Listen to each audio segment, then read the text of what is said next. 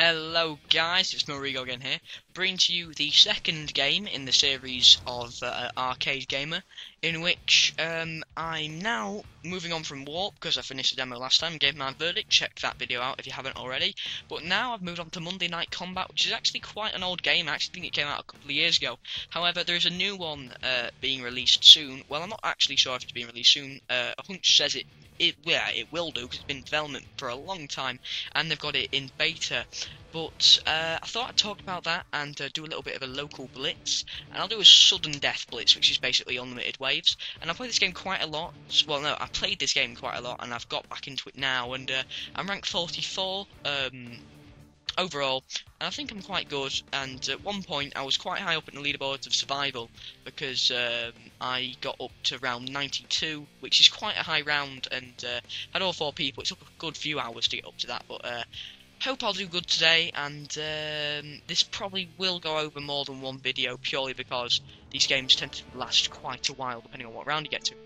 Now, obviously, this is a team-based third-person shooter with a little bit of a twist, and that's what its own description says. It basically has 5 classes. I thought I was going to say 6. Is it 5 or is it 6? I'll have a look in a minute. But in which they each have their own different roles and abilities, and they have to fight to defend the money ball in Blitz, because it's basically a game show in the near future, or in Crossfire, which is the versus mode. It's basically 2 money balls, and you have some AI cannon fodder in which you have to kill in order to win. So it's quite a good game. I'll just jump straight into it now and talk about it more there. So it's, like I said, it's a game set in a sort of game show genre. It's set in the near future, and this is the stadium. It's all basically funded by big business, like you see these stickers, well, not stickers, but banners for Ammo Mule, and that's one of the sponsors. It basically keeps your bacon warm and your ammo cool. So, yeah, that's its exact slogan, because it's meant to be a bacon dispenser and a shotgun round holder, which is a pretty cool design. And this game is completely wacky. I'll just show you the classes now. We've got Assault, with who basically has the assault rifle. He has a grenade launcher, and he can basically dart around the map quite fast, and he's your general all-rounder for offense, defense, and as it says there, specialities. Then you got your tank, which is really good with his defense. His offense is actually better than it says there. He's actually quite powerful, but his specialities aren't exactly great. The support, who I usually play as, where he can't really attack very well. His defense isn't very good either, which is a shame. And his specialities, though, are mucho good. The way he can repair friendly units and people and everything. Then you got Assassin, who has a katana, runs around but has a very weak defense. Gunner, who can lock down and has dual miniguns and basically kills everything but is useless apart from that. And Sniper, who sits at the back and rips them up. So I'm going to play as the one I usually play as, which is Support, and I have a custom class down here for him. Here we go. And yeah, that's instantly a good thing. Custom classes, and I've got, it says there, I've got 1 minute something before the game starts. Actually, no, I'm sorry, I've got 35 seconds. So right, I've got $600 to spend at the start, so I think I'll increase my health recovery and my fire base, which is my little turret. Now, I really like this guy because he's, I think he's Italian American, and I like to pretend that I have a fake Italian heritage, so we get on just fine. I'm going to put down my turret over here, because this is a perfect place to take out robots later. And there we go, little turret. Have fun, son. Have fun. Right, so this gun I've got at the moment, it's either a death ray, which if I press left trigger, it's a death ray and kills things. If I press right trigger, it's a healing gun. So you don't really want to get that mixed up, because things could go horrendously.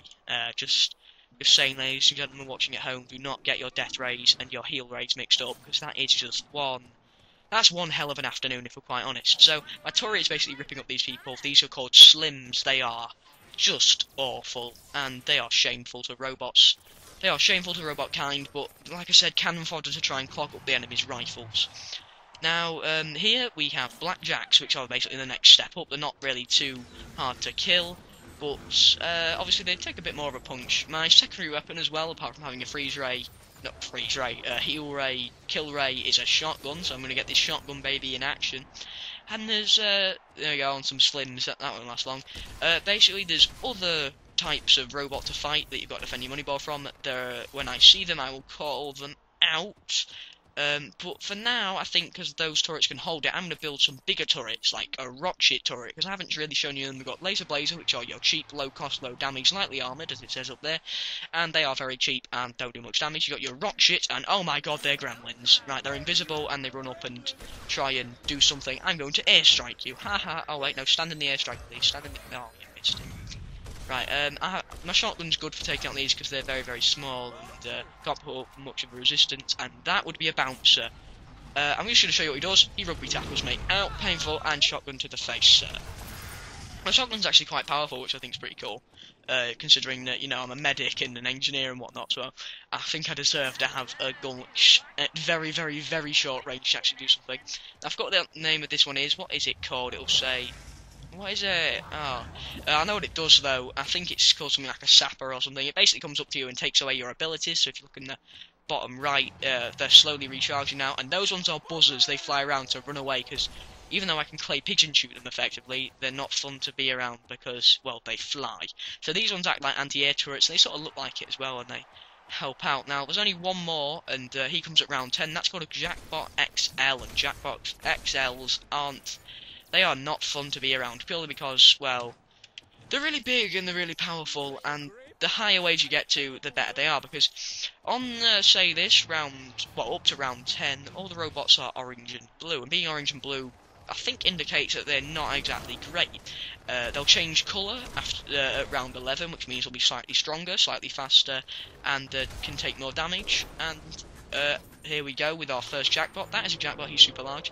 And every, like, 10th round after the robots decide to get an upgrade, I'll see that he just hit me with a rocket and starts pounding the ground. So, you're not a fun person, sir, so I'm going to run away as you get airstrikes. That did nothing. So, run away and let the turrets do everything, because I'm Italian and I'm going to hop away. So, hop, hop, upgrade the turret, hop, run away, please. Run, run, run, run, run, run, run, shotgun, shotgun. Shotgun. There we go, my turret's got him. I just think that was just one, oh, there we go, there's, what's his face? That was only one Jackbot XL, and, in this game, there'll be several coming at me that'll be a lot stronger, and, I've got to kill you, haven't I, to earn some Munez. Basically, this guy's a mascot here, and, he gets hired to dance whilst I drain his life with this gun, and then he gives me money for it. So, not a great career path. You look like a prick, mate, and you've got like 9 bellies and moves. Who would hire you? You're a laughing... and he's dead. So basically, you just kill him and earn money, which isn't a normal way to earn money on games, but it's pretty cool. Now, I have to say that I do love this game. I occasionally come back to it and find it really, really fun.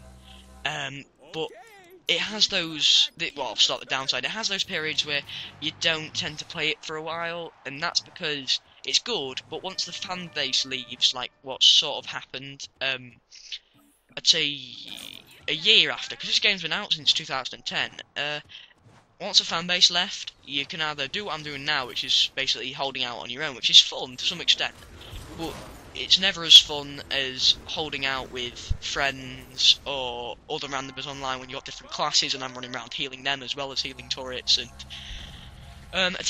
you know, you're attacking as a group and you're doing things, and look, that bouncer can take more damage now because basically he has different armor. Now, I'm going to start with because I'm on the roll of downsides. Let's go with them. This map is the only map that you can play Blitz on, so that's a bad thing. Having only one map per thing. And also the online, which was Crossfire, had 6 vs 6 when this survival only has 4 vs 4. So why didn't they have a game mode when you can have 6 vs 6, where you basically had 6 vs 6 survival, but the maps were bigger and maybe there was like 2 money balls or something? It'd be really fun. And you could have one person of each, you know, character class, and it'd be a right laugh having to defend them. So that'd be fun. The other the other downside is there weren't many online maps for the actual Crossfire game modes, and I suppose having only one character per what they called, oh, I forgot what the name is it genre, character per thing, where you got like one assault, you got one medic guy, you got one sniper. I don't think that's good. You should have like a few variations, and I think most people thought the same, and in the game that they're bringing out pretty soonish, which they've got in beta already, called Super Monday Night Combat. So it's not Monday Night Combat 2, it's just Super Monday Night Combat. So I think it's meant to be just an upgraded version. Basically, it has more characters. It has like at least 2 for each class. There's like 2 support, there's 2 snipers, and everything like that. And oh, we've got another bouncer. There's more for each class, and also another thing they're doing is they're putting caps on the teams apparently, where you can only have like a certain number of, say, assaults or a certain number of supports per team. Because what people used to do was, and this was a damn good strategy, was everyone used to pick the same class, which was Gunner, which was the one I mentioned with the dual miniguns, and they used to run out, and you had a thing called Lockdown, where you basically had this turret leg which came out of the back of you and planted itself on the ground, and a head shield came above you, so blocked you from being headshotted for quite a while. And you had this dual minigun in which you could spray and absolutely massacre everyone. And it's like, is that completely fair when we justify it? Is that a completely fair thing to have, you know, being able to have a full team of mini gunners, as we'll call them, and with dual miniguns? You got 12 miniguns just spraying towards an enemy's base and taking down all the robots on the way, because the whole aim of the game was meant to be guide the robots to the turrets and then attack the money ball. The only problem is that with the gunners, or with all classes I suppose you can do it, you can basically attack the money ball with your own weapon, but with the gunner's weapon it was so overpowered that you wouldn't need robots to escort you and robots sit on the shield. You could do that all by yourself, and having an advantage like that really did basically make the game sucky. So, yeah, that's probably the downsides, and I can't really think of much more, because like I said, I bought this game, and most games that I buy tend to not have many, I don't tend to have many pet hates with them, because it'd be, you know, almost a silly reason for buying them if I had some sort of dislike against them. But, at the same time, it's got a lot of good features, like, well, as you may be aware, I mean, this is low definition, as I like to call it. It's not exactly good quality video, but on that note, I'll be getting a PVR soon, so I'll be able to actually record in a better video something. But it has very good graphics if you're playing this in HD, and I suppose they're actually acceptable graphics even if it is low D, as we'll call it. It's a very fun game to play, and it doesn't tend to get old quick. It just tends to get old when you don't have other people to play with, which is like most games really. And if I'm honest, I think it sort of breaks the mold when it comes to games, because for so long games have been tied down with things like first-person shooters and things like, well, third-person shooters. But a third-person game, which is obviously a shooter, but it's designed to be a survival or that sort of orientated or teamwork base, has not really come around for a while. I can't really think of many. If you can think of any, and I don't know, if they're arcades, which that's the thing, I can't think of any, leave a comment below and I'll try and check it out, and I'll try and review it or something. But like I said, this seems to be one of a kind, and it's quite impressive that the way it's the only one of its type to do what it does. Now, I forgot to put a long shot turret over here, and these are the artillery ones. I'm not sure if I introduced the turrets earlier, but the long shot turret is a good turret, but it's very weakly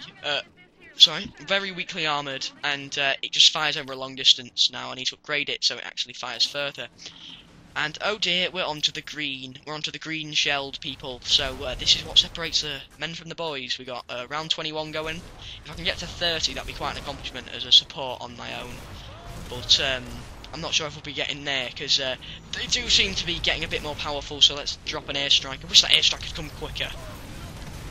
Right. See, now they even seem to have a larger life bar, which is not fun. And how have you already been injured?